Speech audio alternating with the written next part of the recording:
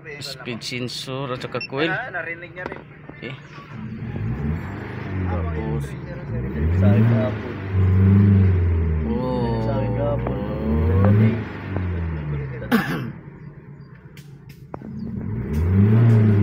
Hanggang 4 lang siya oh. Oh, hanggang yan. Nakadiin na yun oh. Nakadiin na yan. Grabe, malupito nito. Ginalaw ko yung sakit ng ignition coil kasi anong lumabas dito, ignition coil, yan oh. Or number 1, ginalaw ko lang, tinan mo. Oh, kaya na sa taas, ibig sabihin sa akin ang problema.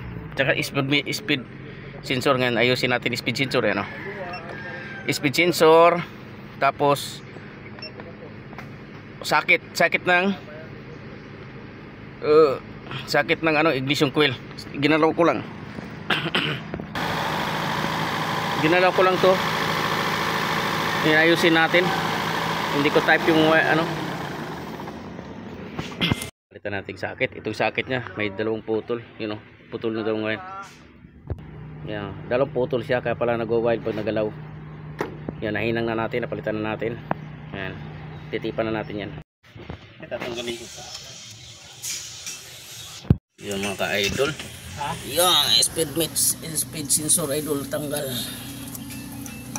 Tanggal yung speed sensor. Sira. Palitan sakit. Oh, tingnan mo. Bumaba yung pin. Yan oh. Nahugot yung pin. Hindi siya umano kaya lumabas. Kaya di ba tumitigas manibila pag ganyan? Matigas eh. O yun, dahilan. Idol oh. Yung pin niya lumubog. You know? Nasa baba yung isa, oh, tingnan mo. Nasa ilalim.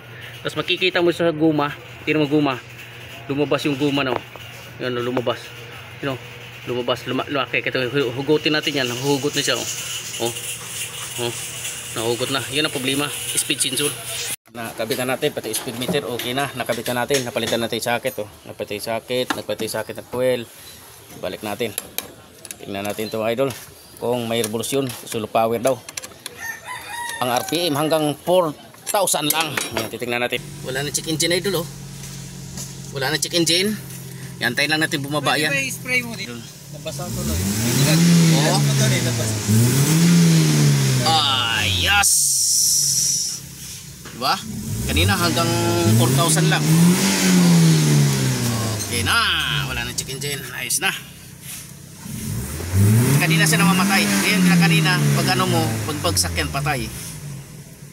Oh, diba? Okay na.